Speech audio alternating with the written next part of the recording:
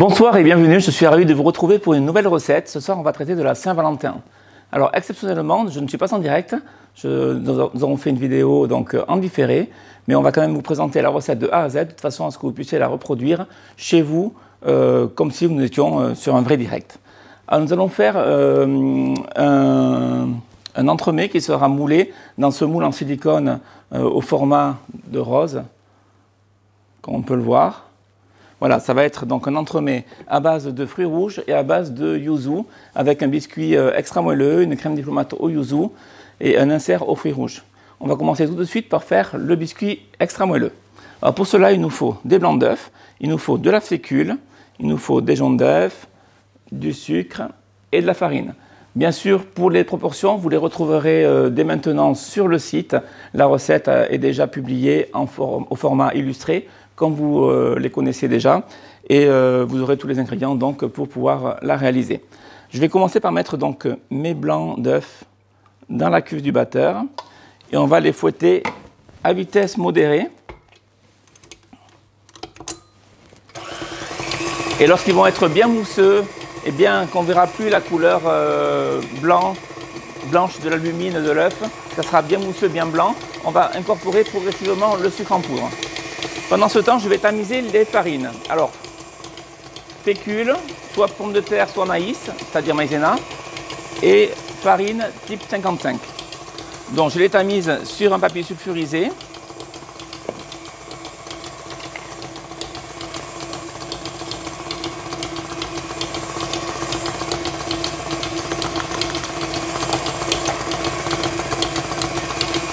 Je vais accélérer un petit peu le batteur.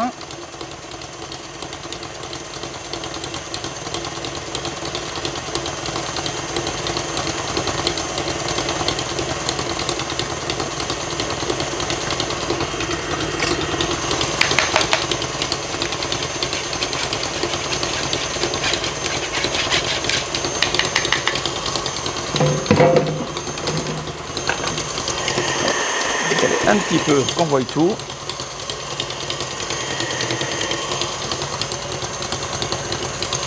Alors la masse commence à être bien blanche, je vois encore un petit peu de blanc d'œuf cru au centre. Et dès que je le vois plus, je vais y rajouter donc le sucre en poudre.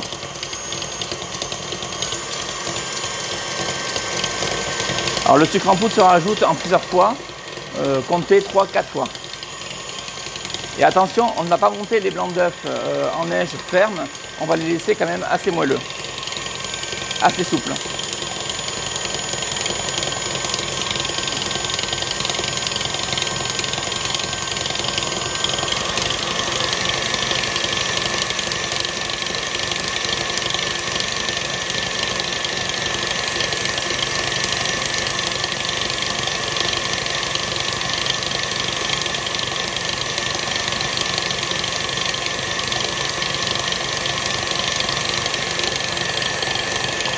Voilà, tout le sucre est ajouté. Je continue de fouetter un petit peu.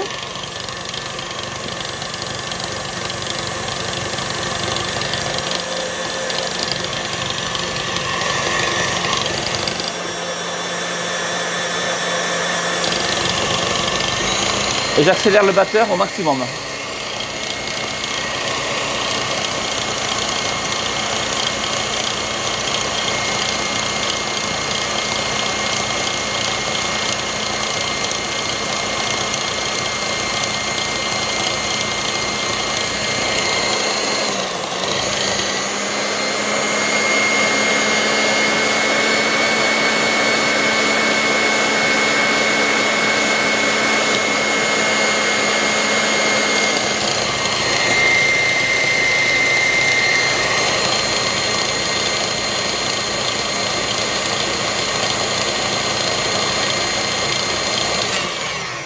Voilà, on va arrêter là. Alors, je vous ai dit, on ne fait pas des blancs trop montés. Il faut qu'ils restent souples. Alors, on va vérifier cette souplesse justement maintenant avec le fouet. Et il faut qu'on ait le fameux bec d'oiseau qu'on peut bien voir ici à la caméra. Voilà. Il faut que la pointe elle retombe légèrement vers le bas, signe que la meringue est suffisamment montée, ni trop peu. Donc à ce stade, je vais y rajouter mes jaunes d'œufs directement dans les blancs.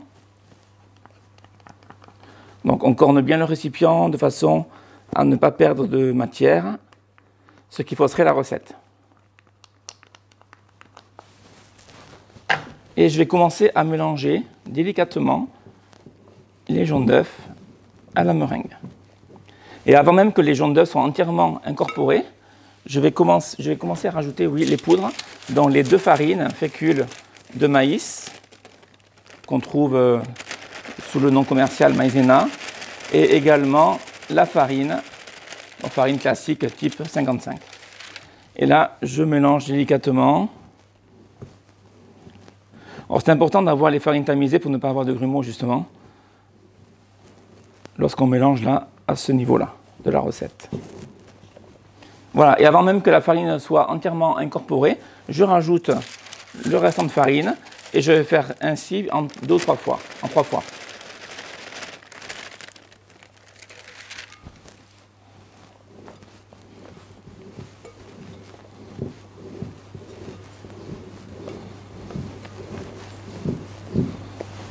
Voilà, et là pareil, avant que tout soit incorporé, je rajoute le restant de farine et je termine mon mélange. Alors il faudra bien veiller à aller bien chercher au fond pour faire attention qu'il n'y ait pas de farine qui stagne, surtout dans la partie centrale, bien au fond. Il faut vraiment que le mélange soit homogène, tout en veillant à ne pas trop mélanger la préparation pour ne pas faire retomber les blancs d'œufs. Il faut que ça reste quelque chose d'aérien.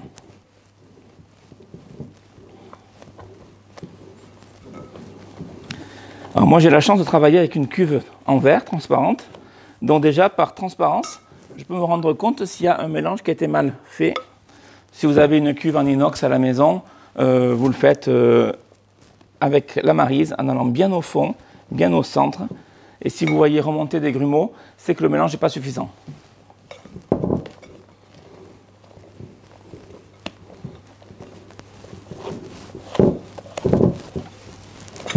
Voilà. Donc ici le mélange est parfait. J'ai plus qu'à mettre mon biscuit à cuire. Alors pour cela, j'utilise un flexipan entremets, c'est-à-dire c'est un moule flexipan qui avec des rebords qui permet de cuire donc le biscuit à plat, comme pour faire un biscuit roulé. Et j'utilise donc une plaque Silichef et une grille parce que le flexipan est légèrement plus grand que la plaque à pâtisserie. Donc pour éviter justement que la pâte déborde et fasse pencher mon moule flexipan durant la cuisson, je mets une grille de façon à ce qu'il y ait une base solide sous toute la surface du flexipan, comme ceci. Et là, je vais pouvoir mettre ma pâte. Je vois que le mélange est un peu insuffisant, donc je termine là avant de verser. Voilà.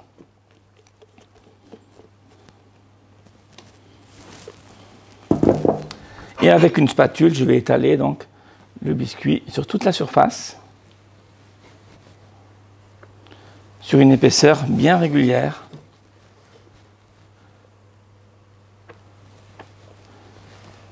C'est important pour avoir une cuisson homogène. Alors j'ai un four derrière moi qui chauffe, four à chaleur tournante qui chauffe à 170 degrés. Donc c'est important de penser à l'allumer au préalable. Et je vais pouvoir enfourner donc mon biscuit dès qu'il sera bien lissé à 170 degrés donc pendant 20 minutes. Voilà.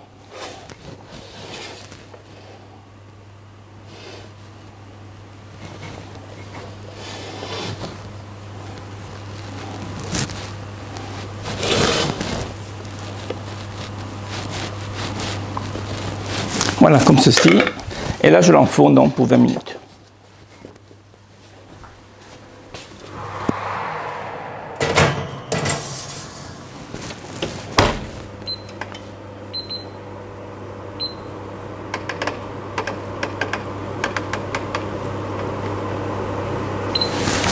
Voilà.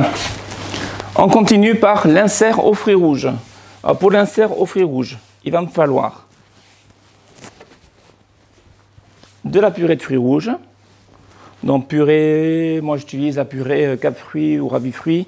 Ce sont des produits vraiment excellents, avec le bon goût du fruit frais, donc à utiliser sans hésiter. Il y aura 2 pesées. Une première pesée qu'on va garder crue, la seconde pesée qu'on va faire chauffer, juste pour incorporer le gélifiant et également le sucre. Il y a donc le gélifiant, c'est de la masse de gélatine, donc gélatine en poudre plus eau. On ajoute toujours 6 fois le poids de la gélatine en eau. Ça c'est important, c'est une règle de base qui peut varier selon les utilisateurs, selon les professionnels. Des fois c'est 5 fois le poids de la gélatine, d'autres fois c'est 6 fois. Mais dans 99% des cas, c'est 6 fois. Ensuite, il y a le sucre en poudre. Et on va faire donc un insert aux fruits rouges, mais qui sera très légèrement acidulé. Donc on va y rajouter du jus de yuzu à l'intérieur. Donc ça va apporter une note de peps qui n'est pas désagréable.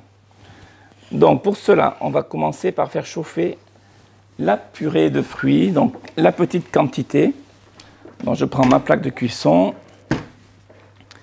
et dans une petite casserole,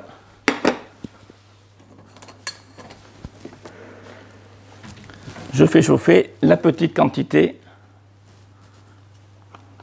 de purée de fruits rouges.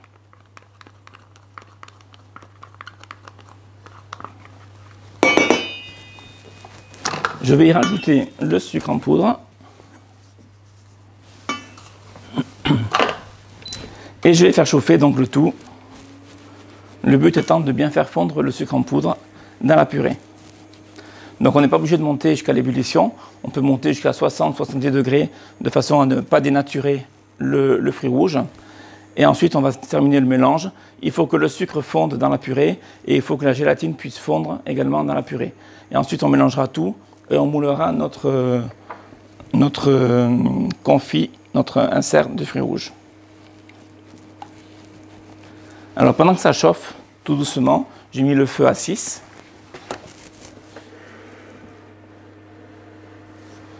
Je vais juste prendre un cercle, donc cercle inox de 18 cm, donc de préférence cercle à mousse.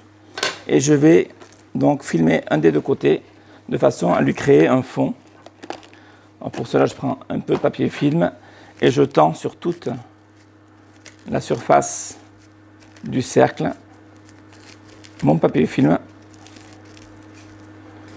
parce qu'on va couler notre insert là-dedans.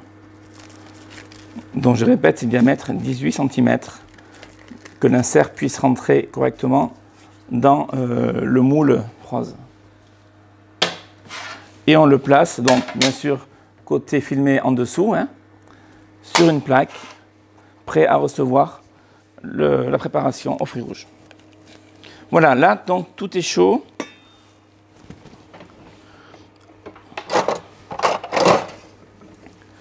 On est approximativement à... On n'est pas loin de l'ébullition, mais c'est pas la peine de faire bouillir. Voilà, je suis à 70-80 degrés max. Donc je sors la préparation. Je prends un cul de poule. Je débarrasse ma purée à l'intérieur, donc qui est chaude, elle est fumante. Et là, je vais y incorporer donc avec un petit fouet la masse de gélatine. Donc j'y mets tout, c'est important. Et également, alors d'abord je mélange bien, de façon à bien tout dissoudre. Je rajoute le restant de purée de fruits rouges qui lui n'a pas été chauffé, qui va me faire retomber la température. Voilà. Et j'y rajoute mon jus de yuzu, que lui aussi vous pouvez trouver en vente sur la boutique sans aucun problème, en petit flacon de 100 ml. Voilà, je mélange donc tous ces produits-là.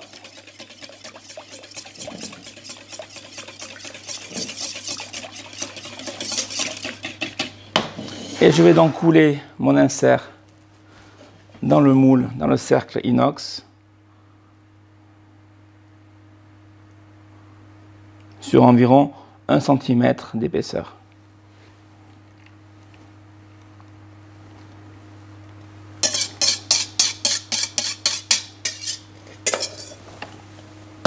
Il ne me restera plus qu'à mettre cette plaque au congélateur.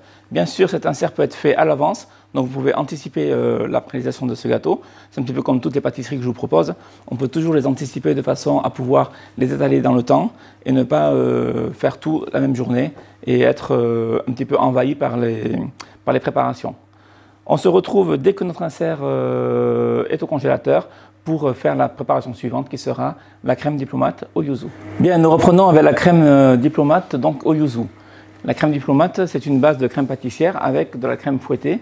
Alors c'est une crème pâtissière qui sera bien sûr aromatisée avec du yuzu qu'on rajoutera en fin de cuisson. Sachez que la crème pâtissière, c'est une base en pâtisserie qui nous permet de faire différentes crèmes. Si on y ajoute du beurre, on obtient une crème mousseline. Si on y ajoute une meringue italienne, on obtient une crème chibouste. Voilà, donc la crème diplomate, appelée également crème légère, mais vous trouverez plutôt le terme diplomate qui est le plus utilisé généralement en pâtisserie. J'ai mon biscuit qui est toujours en cuisson, il va terminer de cuire dans 2-3 minutes, donc on va le laisser faire gentiment. Donc pour cela, il me faut, pour la crème pâtissière, du lait, il me faut de la poudre à crème ou de la maïzena, c'est comme ce que vous avez à la maison, ça marchera pareil. Il me faut de la masse de gélatine. Alors pareil que pour l'insert aux fruits rouges, la masse de gélatine, c'est toujours hydraté entre 5 à 6 fois le poids de la gélatine en eau. Ça, c'est une règle en or. J'ai déjà expliqué tout à l'heure, donc je ne vais pas me répéter là-dessus. Mais voilà, je le survole rapidement. Il me faut du jaune d'œuf, du sucre en poudre et donc le jus de yuzu. Je rappelle, les ingrédients, vous les trouverez sur la recette sur le site qui est déjà donc en ligne, que vous pouvez visualiser dès maintenant. Donc je vais commencer par faire chauffer le lait, préféré du lait entier, sur ma plaque, de façon à atteindre l'ébullition. Et je vais y rajouter la moitié de mon sucre en poudre. Dans mon cul de poule, je vais y mettre mes jaunes d'œufs.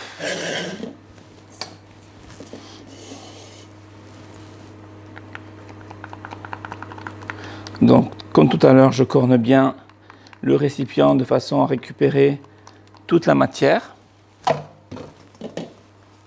Je vais y mettre le restant du sucre en poudre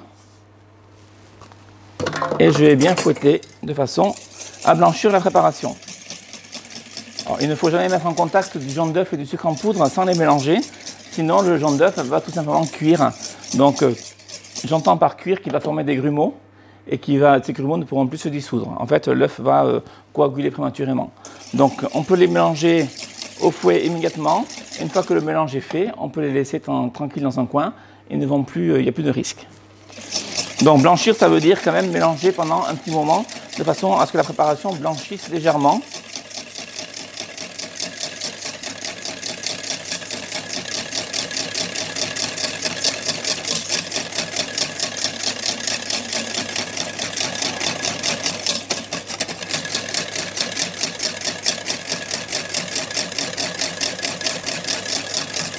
Voilà, comme ceci.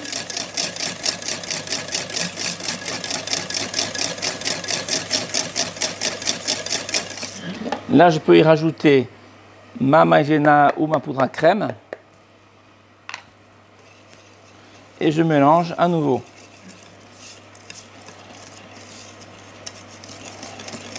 Voilà, je mélange bien jusqu'à ce qu'il n'y ait plus du tout de matière sèche, c'est-à-dire de maïzena visible ou de poudre à crème visible.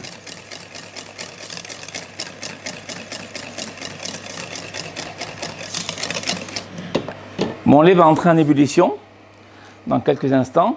Je vais verser la moitié du lait bouillant sur mon mélange. Et bien sûr, je mélange au fouet en même temps.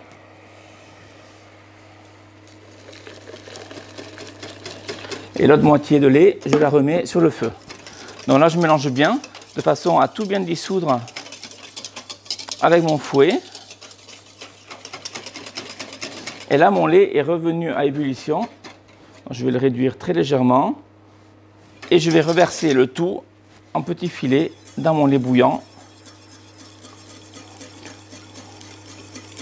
Et je mélange bien sûr avec la main droite jusqu'à ce que la crème épaississe. C'est un peu comme si on incorporait de l'huile dans une mayonnaise. On le fait progressivement. Et progressivement, la crème va épaissir dans la casserole.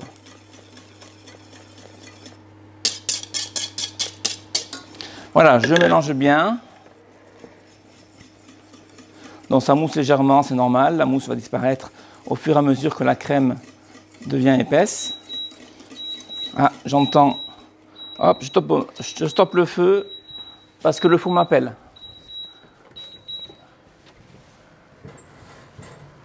Voilà, je sors le biscuit. Alors, c'est pas gênant que j'interromps tout pour la crème pâtissière. Je le montre à la caméra. Mon biscuit sort du four. Je le mets sur le plan de travail, je le laisse refroidir. Et je reviens de suite sur ma crème pâtissière. Je rallume le feu. Et là, je continue. Surtout, ne laissez pas la casserole sans mélanger sur un feu allumé, sinon vous allez avoir des soucis. Ça va accrocher au fond et ça risque de noircir et de faire des grains noirs dans la crème, ce qui n'est pas du tout agréable. Donc là, je reprends la cuisson de ma crème pâtissière. Donc la crème, elle bloque d'un coup. Elle va commencer à faire quelque chose de bien épais, comme c'est le cas là. Ça ne veut pas dire que votre crème est cuite. Il faut poursuivre la cuisson pendant 1 à 2 minutes et sentir un relâchement de la crème, comme si elle se fluidifiait légèrement. Et c'est à ce moment-là que la crème est cuite. Si vous ne cuisez pas suffisamment votre crème, vous allez avoir un rejet d'eau.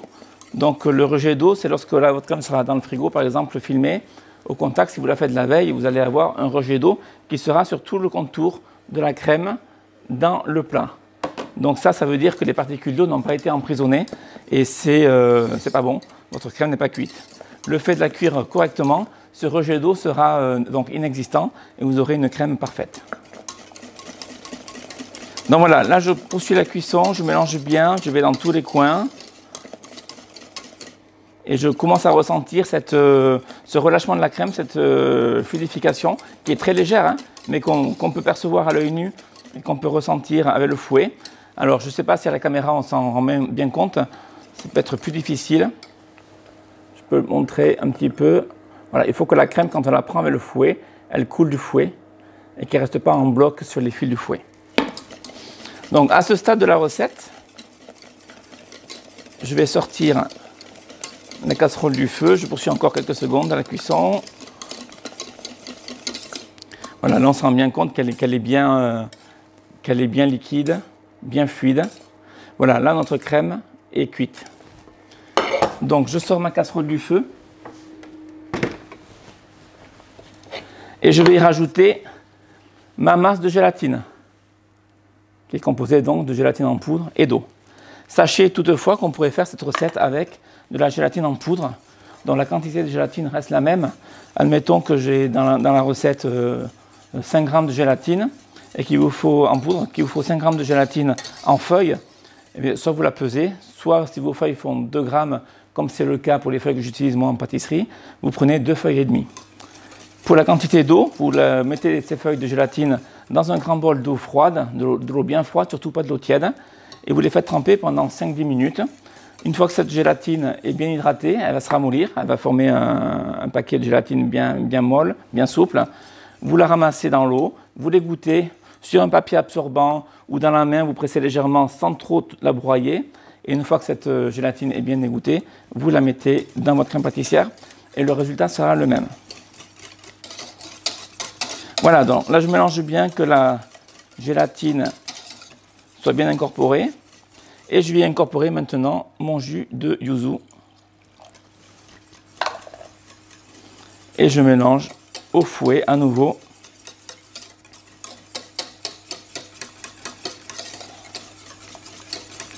Comme ceci. Alors le jus yuzu est incorporé en fin de cuisson. Si on l'avait mis dans le lait par exemple au début, l'acidité du yuzu aurait fait cailler le lait. Donc votre crème pâtissière n'aurait pas été réussie.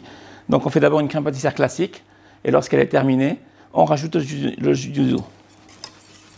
Voilà, là je mélange bien. Et je vais la débarrasser. Donc le fait d'avoir rajouté ce jus yuzu, ça a bien sûr assoupli la texture de la crème pâtissière.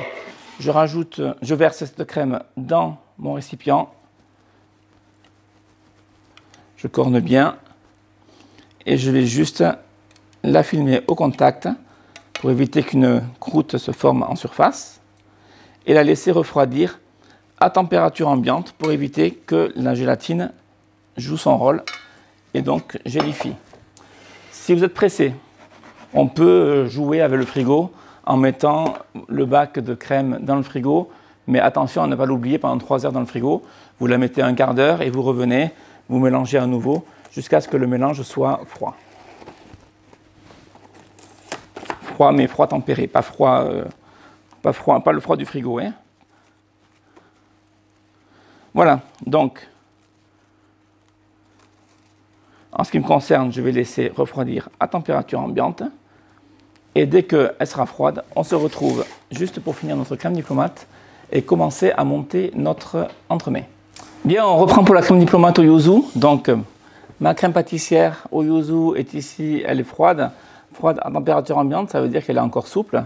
Et on va y incorporer donc une crème fouettée. Donc, crème fouettée, c'est de la crème fleurette à 35% de matière grasse que je vais fouetter et que je vais monter donc, en crème fouettée souple. On ne va pas la monter trop ferme, au risque de la transformer en beurre si on allait trop loin dans le processus de fouettage. Donc je vais commencer par battre maintenant.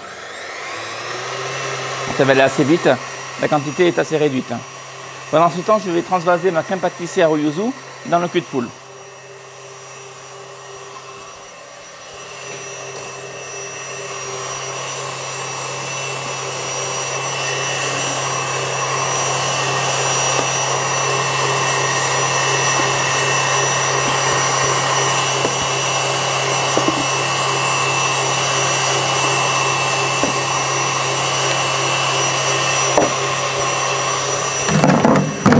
Et je vais bien la fouetter. De façon à bien la relisser.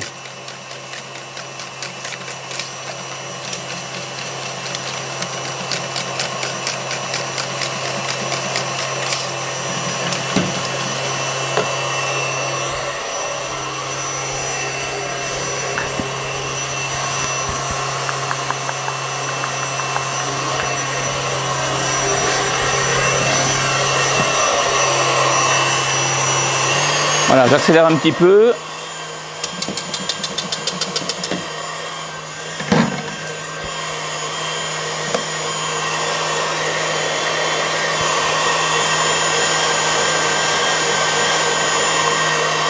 Donc on veut une crème fouettée souple, je le répète.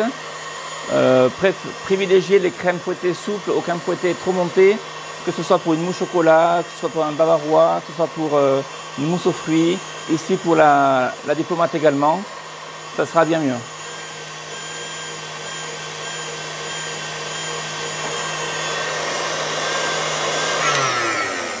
Voilà, je vais l'arrêter là. Alors là, elle est un petit peu trop souple. Je vais la finir vraiment au fouet, à la main, de façon à vraiment bien doser la texture.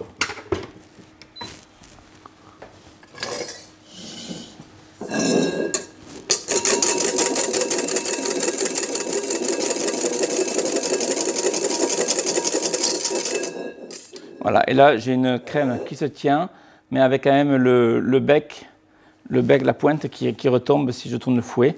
Donc là j'ai une texture qui est très bien. Je ne vais surtout pas mélanger plus qu'il ne faut. Et là je vais donc incorporer ma crème fouettée dans la crème pâtissière qui est froide. Alors, quand je dis froid, je répète bien, c'est froid à température ambiante. C'est-à-dire, si je prends la température, en surface, ça fait 26,6 degrés. Et si je la mélange pour prendre une température un peu plus homogène à cœur, voilà, je suis à 27,6 degrés. Vous voyez, il y a une différence de 1 degré entre le centre de la crème et la surface. Voilà, il ne faudrait pas faire le mélange avec une crème par exemple à 40 degrés, là elle serait beaucoup trop chaude. Donc je vais commencer par y rajouter la moitié de ma crème et commencer à faire le mélange. Donc je prends une maryse de grande taille de préférence, de façon à bien ramasser tous les ingrédients. Ce sera plus facile qu'avec une maryse de petite taille. Et là, je vais rajouter le restant de ma crème fouettée.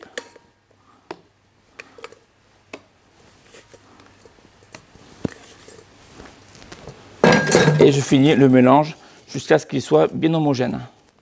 Et je vais à chaque fois bien au fond chercher la préparation, de façon à ce qu'il ne reste pas de crème pâtissière pure au fond, et un mélange donc insuffisant.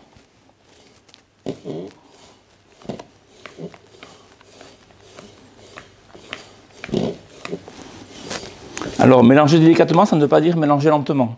Là, vous voyez, je mélange à une vitesse quand même relativement assez rapide. Ça ne veut pas dire prendre des précautions de peur que la crème tourne. Non, on mélange rapidement, mais avec délicatesse. Voilà, là, ma crème est bien homogène. Vous voyez, elle est souple. Ça veut dire qu'elle va bien pouvoir épouser les formes de mon moule, le moule en silicone, qui est quand même assez nervuré sur le fond. Si la crème était vraiment trop épaisse, on aurait du mal à bien écraser la crème au fond pour éviter les bulles d'air au démoulage. Donc ma crème est prête, je la laisse de côté. En parallèle, juste avant, hors caméra, j'ai réalisé un petit sirop. C'est un petit sirop fait d'eau, de sucre. J'ai fait bouillir. Dès que le sucre était fondu, j'ai stoppé le feu, j'ai fait refroidir.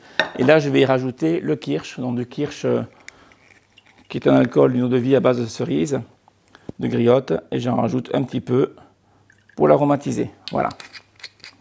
Donc le sirop doit être froid au moment de rajouter le kirsch à l'intérieur. Et là, je mélange bien. Et ce sirop va nous servir pour poncher le biscuit. On est presque à l'heure du montage. Je vais juste démouler mon biscuit, dans le biscuit extra moelleux réalisé au préalable. Pour cela, je vais retourner mon flexipan sur une feuille de papier sulfurisé.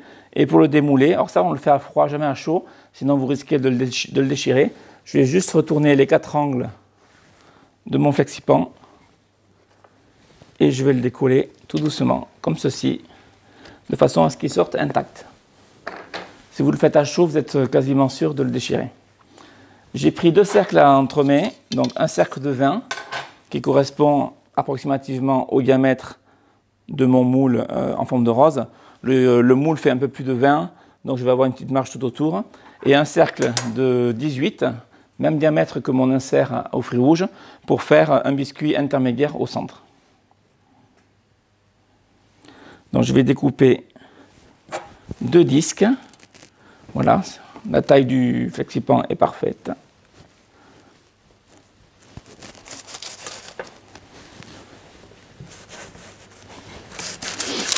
Donc 2 disques de biscuits, on peut prendre un petit couteau, si on a un peu de mal à couper, voilà. Et pareil avec l'autre.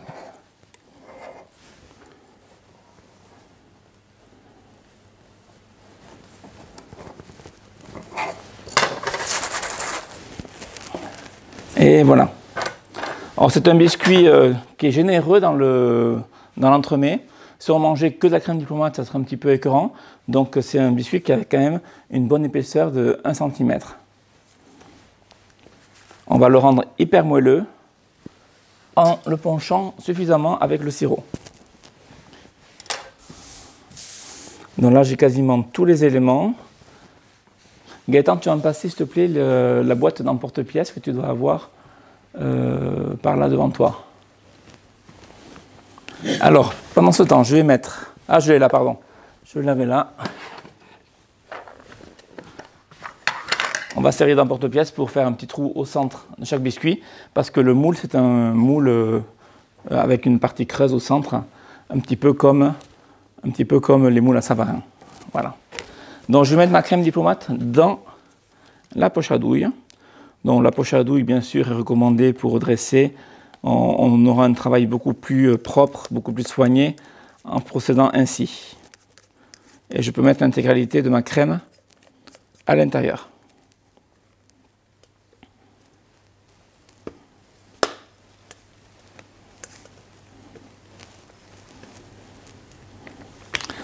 Gaëtan, je vais demander de me chercher, s'il te plaît, l'insert qui est au congélateur.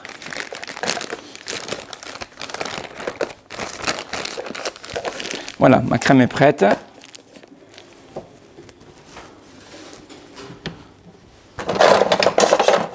Je vais prendre un petit ciseau, hop, que j'ai ici. Alors, je vais faire un trou au centre de mon premier biscuit, dans le plus petit. Ça sera un trou qui fera... Merci. Qui fait un diamètre de 5 cm. Donc j'essaie de le positionner bien au centre.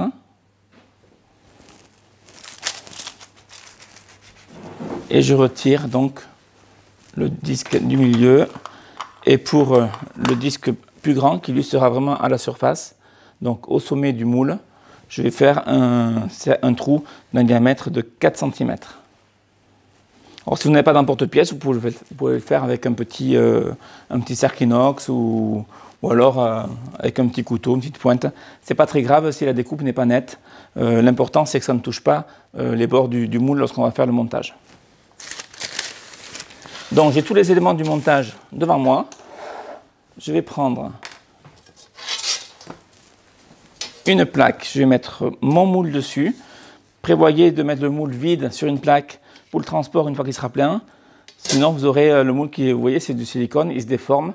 Donc vous aurez des difficultés si vous le faites, si vous ne prévoyez pas la plaque dessous. Je vais venir combler pour commencer tous les creux du moule, toutes les formes, de façon à être sûr d'avoir bien la forme de la rose lors du démoulage. Et je vais faire un tout petit trou sur le bout de la poche à douille. Voilà, pas trop gros, de façon à pouvoir réguler le débit de ma crème. Voilà, je viens pocher donc bien régulièrement tous les creux. Le fait d'avoir une crème souple, ça va donner une crème qui va bien venir épouser le moule et on va éviter le maximum de bulles d'air ainsi.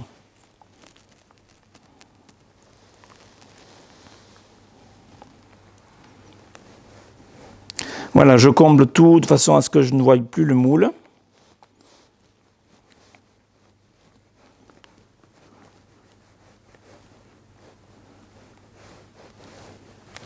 Voilà, je vais combler également le sillon extérieur du moule, comme ceci.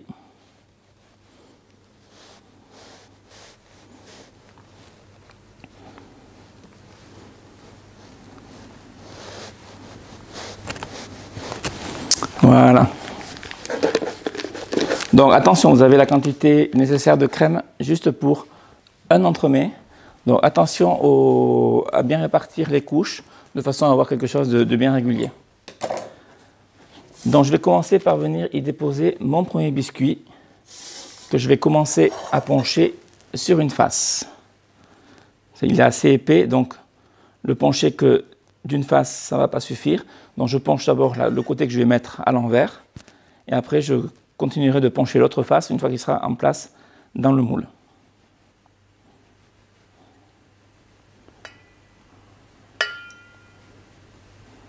Voilà, le ponchage est important. Si vous voulez faire cet entremets pour des enfants, par exemple, vous supprimez le kirsch, si c'est ça qui vous gêne, et vous pouvez y faire infuser de la vanille, des zestes d'orange, de citron, y mettre de la badiane, de mettre un peu de cannelle. Ça, c'est vous qui voyez, de façon à apporter un parfum à ce sirop. Donc là, j'ai ponché un côté du biscuit, je le retourne et je le positionne dans mon moule, bien au contact de la crème diplomate au yuzu. Voilà, je presse bien, comme ceci. Là, je vais poncher donc l'autre face du biscuit.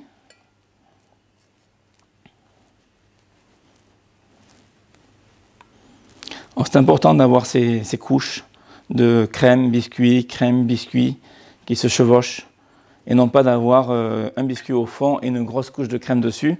Ça pourrait être écœurant à la dégustation. Là, on va avoir différentes textures et différentes saveurs et c'est beaucoup plus agréable.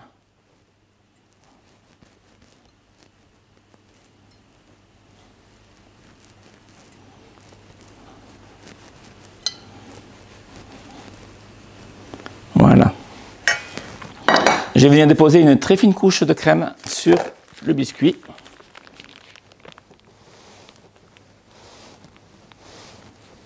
Voilà, que je vais terminer d'étaler avec une petite palette.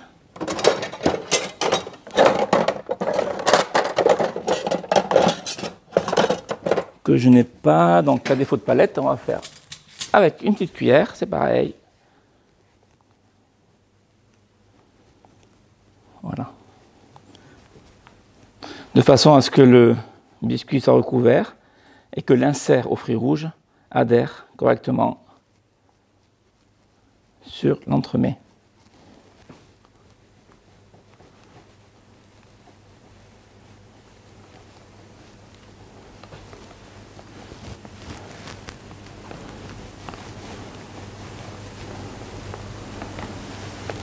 Voilà, comme ceci. Maintenant, je vais prendre mon insert aux fruits rouges, qui est complètement gelé. Je retire donc le papier film et je vais le sortir de son cercle avec une lame de couteau. Et je vais simplement le décercler. Donc ça se décercle très facilement, comme on peut le voir. Vous voyez, je l'ai laissé revenir à température pendant 2-3 minutes à la sortie du congélateur. Et là, j'ai mon disque qui est sorti très facilement. Et là, je vais faire un trou au centre. Alors, j'utilise un emporte-pièce également ici. Un trou au centre de façon à pouvoir l'emboîter dans mon moule.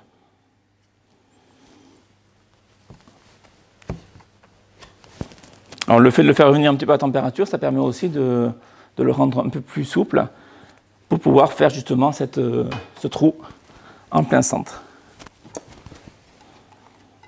Et là, tant qu'il est encore gelé, on le prend et on le positionne comme ceci, bien au centre. On presse bien pour bien le faire adhérer à la crème et éviter les poches d'air.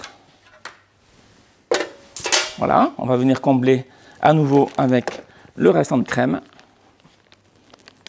Donc d'abord sur tout le pourtour de l'insert. Je vais venir écraser la crème bien comme il faut pour éviter toujours les bulles d'air. Voilà. Et je vais venir finaliser donc en faisant une fine couche de crème sur l'insert aux fruits rouges. Je continue à bien l'étaler proprement.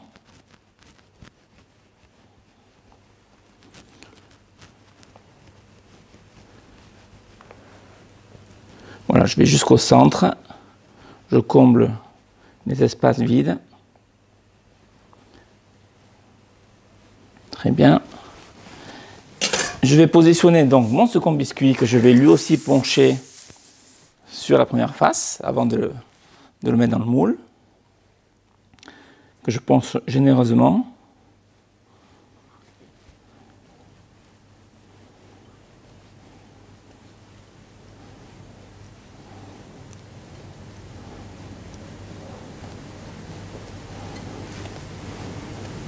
Voilà.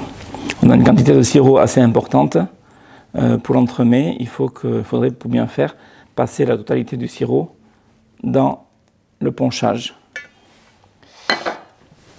Et là, à ce stade-là, je le retourne et je presse bien pour bien faire adhérer.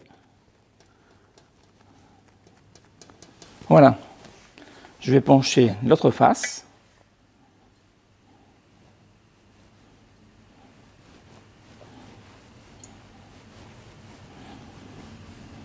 Le biscuit c'est une éponge, hein, donc si ça ne rentre pas de suite, petit à petit ça va pénétrer jusqu'au cœur.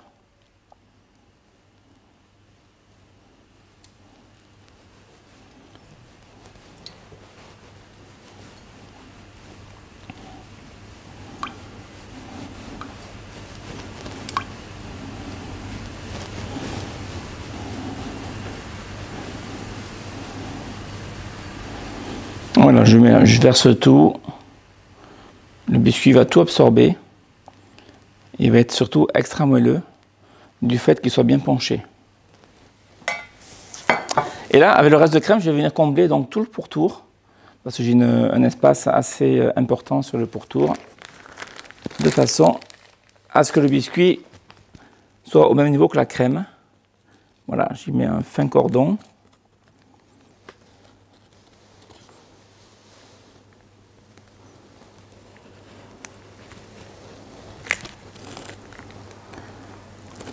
Voilà, je fais le tour jusqu'à ce que j'ai plus de crème.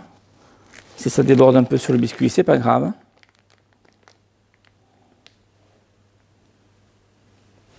Voilà, comme ceci. Et pour finir, je vais me chercher une petite palette.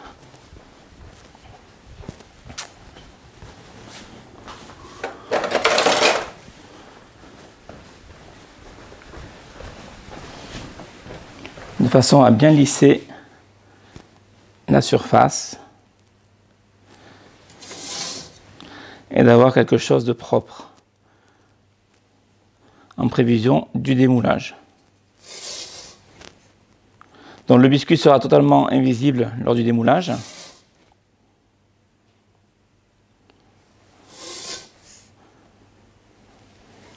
Donc notez que cet entremets peut être fait à l'avance. Vous pouvez le conserver en l'état au congélateur. Bien sûr, vous le couvrez bien de papier film, vous le mettez au congélateur et le jour J, il n'y aura plus qu'à faire la finition.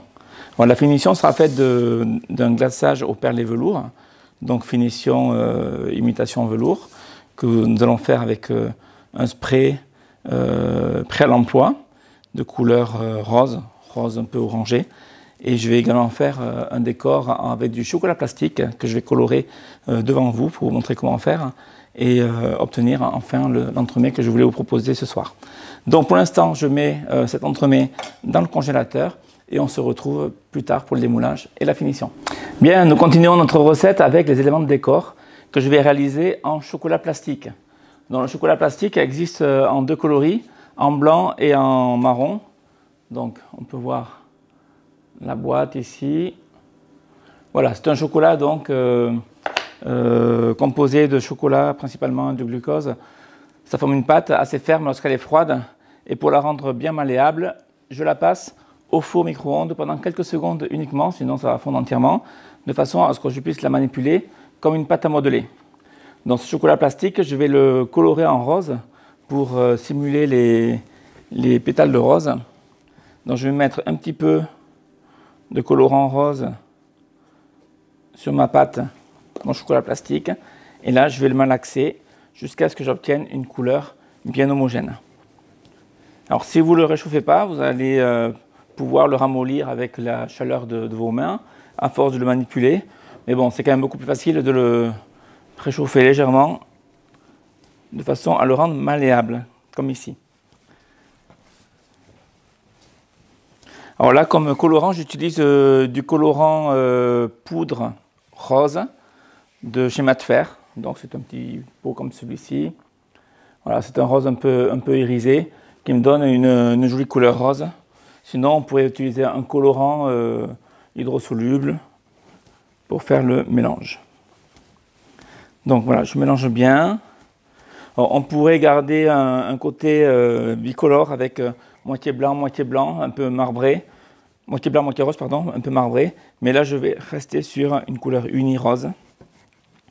Étant donné que je vais faire un perlé velours qui sera lui aussi rose sur l'entremet.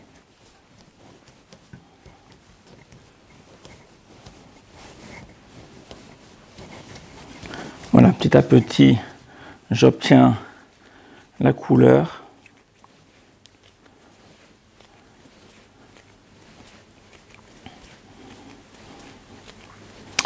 Et en fait, je vais réaliser des pétales comme celle-ci. Donc, en chocolat plastique, je vais vous montrer comment je les façonne. Bon, là, ce rose est un petit peu plus clair.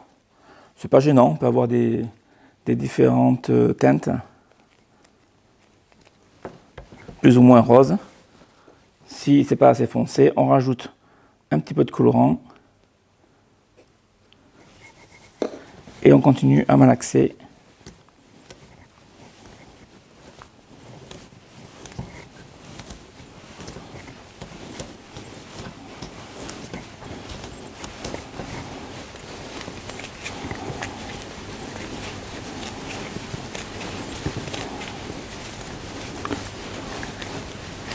Voilà, et progressivement, on va arriver à quelque chose d'homogène.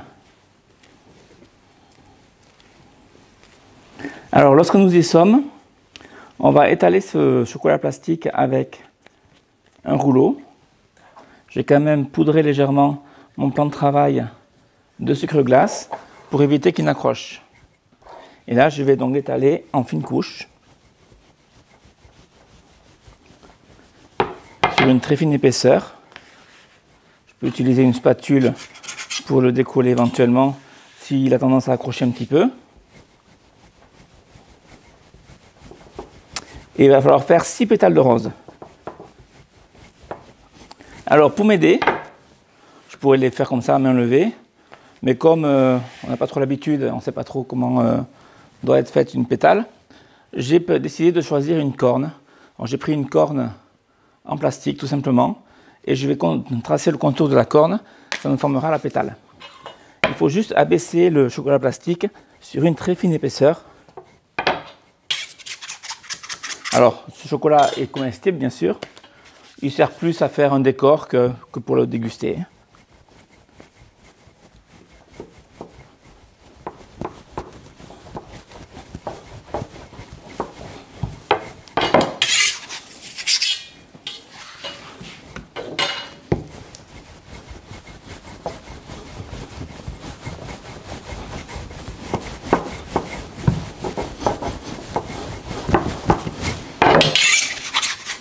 Voilà, je m'aide avec la spatule pour bien décoller le chocolat plastique du plan de travail.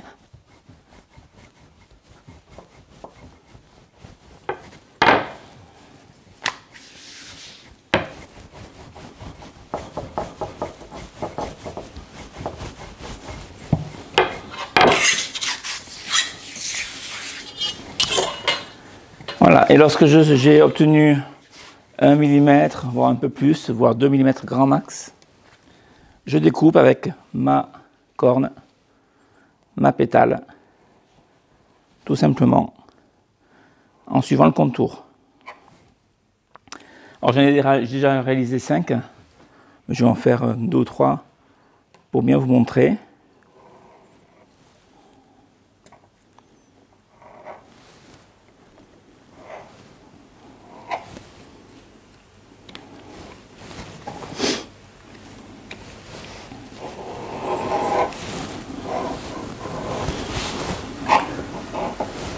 Là, je peux en faire une dernière.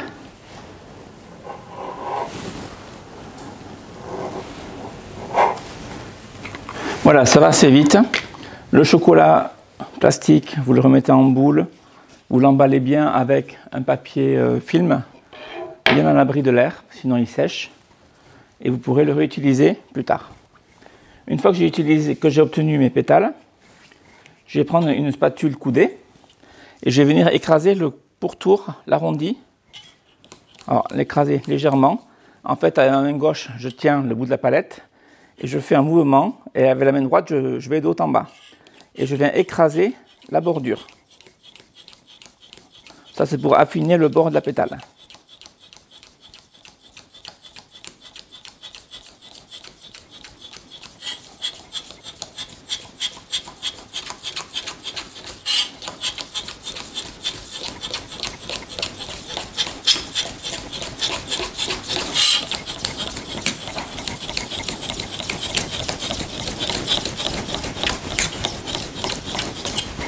Ensuite, je viens décoller délicatement ma pétale, je la retourne et je fais pareil de l'autre côté.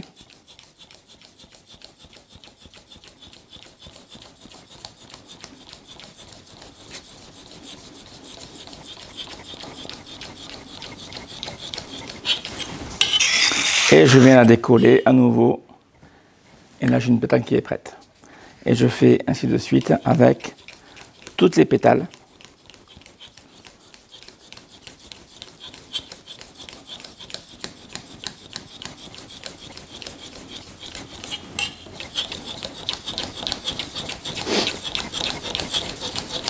Voilà, je vais m'arrêter à celle-là, étant donné que j'en ai assez pour finir l'entremets.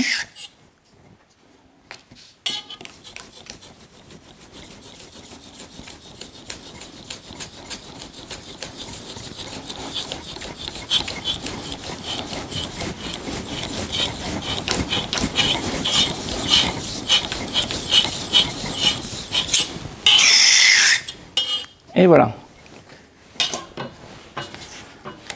Donc là, Gaëtan, je vais demander de me chercher, s'il te plaît, l'entremets.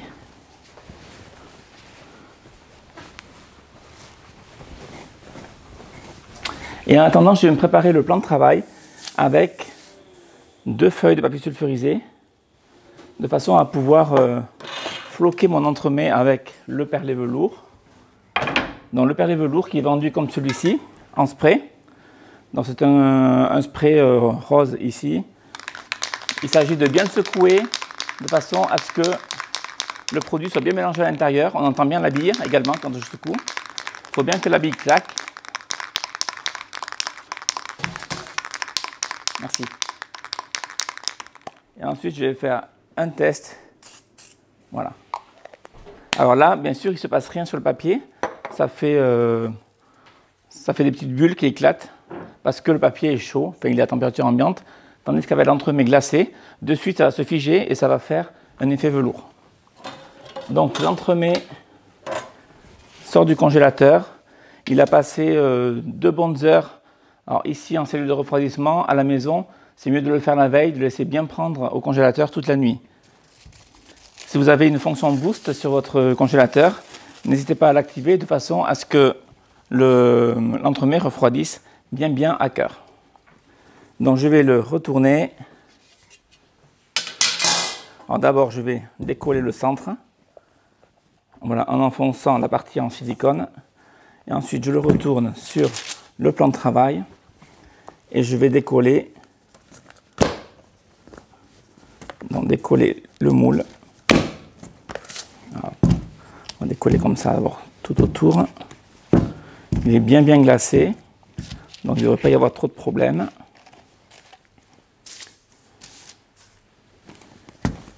Et là, voilà, je le retrousse comme une chaussette en fait.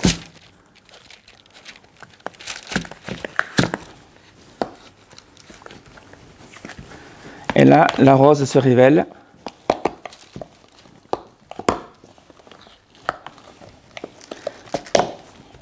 Alors ça, il faut le faire sitôt sorti du congélateur. Hein. Il ne faut pas que l'entremets passe 10 minutes sur le plan de travail avant de procéder au démoulage.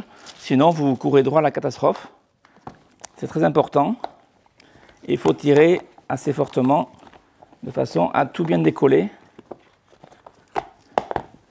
et obtenir le rendu désiré. Voilà. Donc, hop, c'est dans ce sens-là.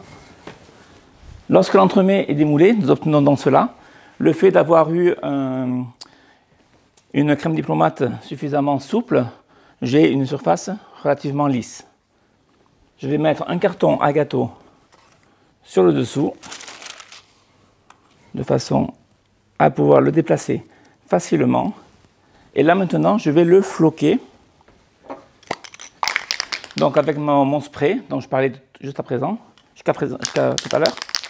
Et je vais donc le pulvériser sur toutes les faces.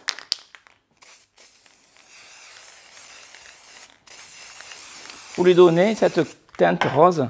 Alors le but n'est pas de mettre une grosse épaisseur. Le but c'est de lui donner juste la couleur qu'on veut. Et obtenir donc ce rendu. Et seules les parties gelées font que le produit qui se trouve dans le spray, qui est du beurre de cacao, se fige instantanément et deviennent des micro-perles en fait, qui donnent cet aspect velours. Alors, on pourrait le faire avec une préparation faite de beurre de cacao et de chocolat blanc et de colorant, mais ça nécessite l'utilisation d'un pistolet à chocolat. Donc le côté pratique du Vélispray on s'en rend compte bien que là, ça nous évite d'acheter un pistolet à chocolat et c'est très pratique. Voilà, donc je passe partout, bien par-dessus aussi pour bien rentrer dans les fentes. Le centre, c'est pas très grave parce qu'on va terminer l'entremets avec des fruits frais.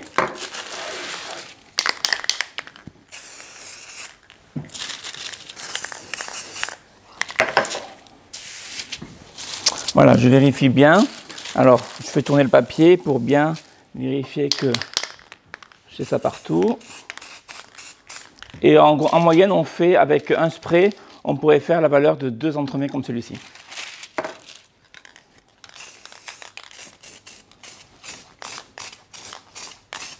Voilà.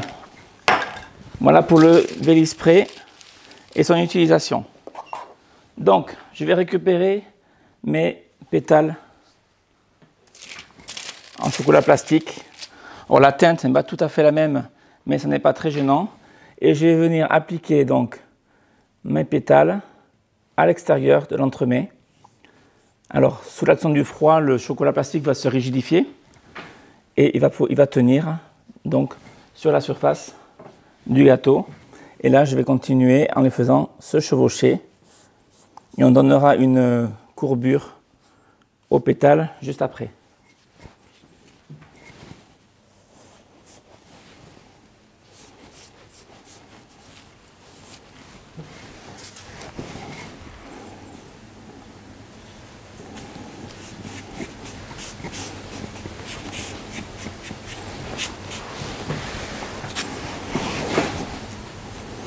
Voilà, ici je vais en mettre 7.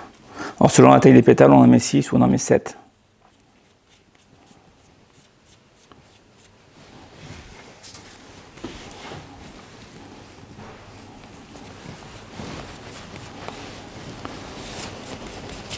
Voilà, tout simplement. Et là, je décolle un petit peu pour faire bien rentrer la feuille, bien les faire se chevaucher. Et voilà. Donc on a fait le tour d'entremet. Je presse bien tant que c'est encore bien froid, bien gelé, pour bien faire adhérer. Donc maintenant, je vais prendre les pétales une à une et leur donner une courbure de pétales de rose en formant une pointe au centre de l'arrondi et en recourbant les côtés vers le dessous.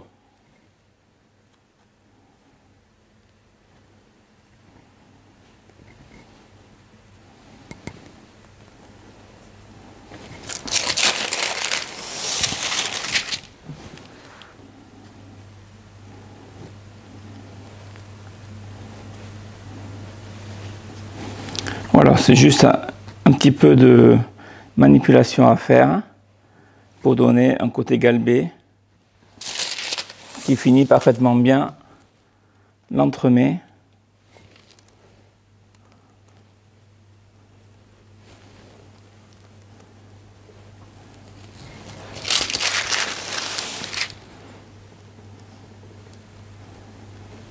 Et le chocolat plastique, au fil des heures, il va sécher. Il va se solidifier. Bon, là, il a une très bonne tenue déjà à l'heure qu'il est. Voilà, on marque bien la pointe des pétales de rose.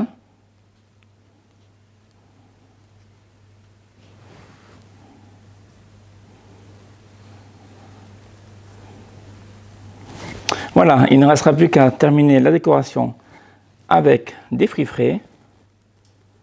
Et ça sera pour l'étape suivante. Voilà, donc j'ai placé l'entremet sur son support de présentation. Et là, on va venir le terminer.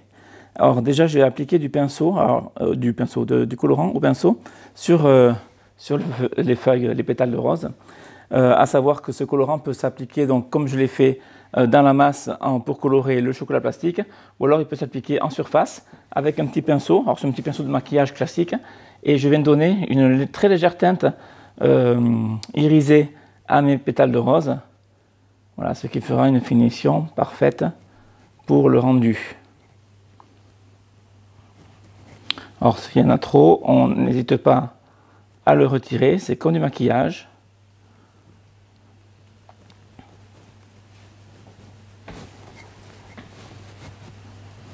Et on a le petit côté irisé qui se fait, alors qui ne doit pas être très visible à la caméra, mais qui est vraiment bien présent à l'œil nu. Voilà, on peut faire pareil également sur le pourtour. Voilà, ça c'est comme on veut.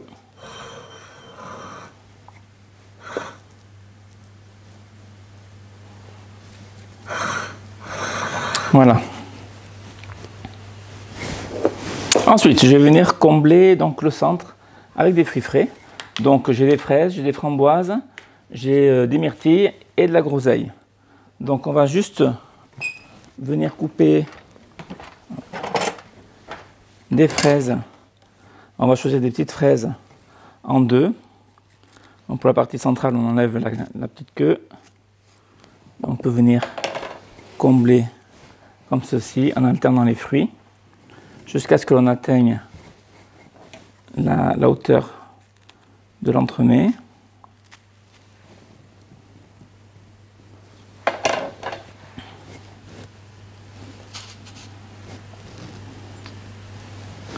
Voilà, les groseilles, c'est plutôt pour décorer à la fin. Donc on fait des tout petits sommités une toute petite grappe, on va appeler ça comme ça, de groseilles qu'on viendra déposer.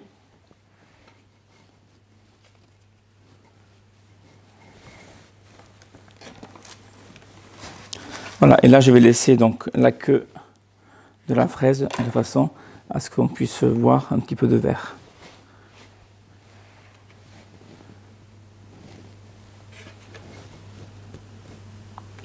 Voilà.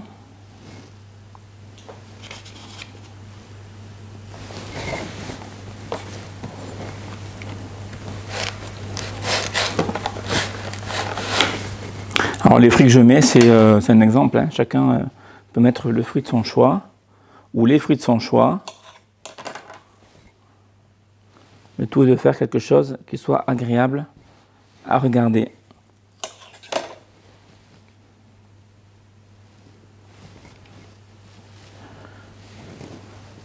Voilà, je reste bien au centre, je ne déborde pas trop sur les bords.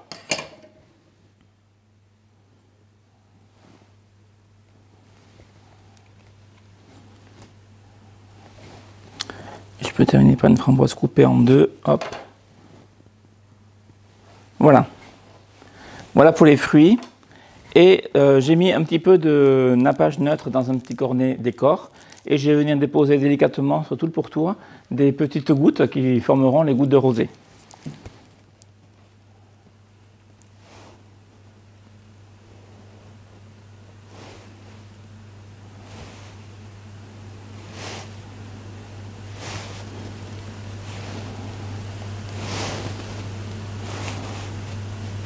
Voilà, on fait des gouttes.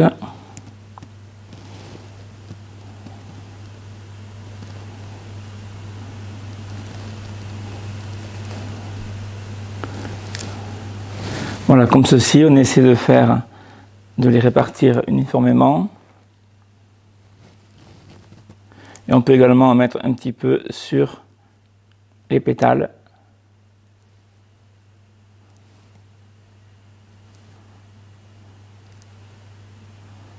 Voilà. Et pour terminer, je vais venir déposer un tout petit peu de feuilles d'or avec une petite pince. En fait, la feuille va adhérer sur la goutte de rosée qui me sert de colle en fait.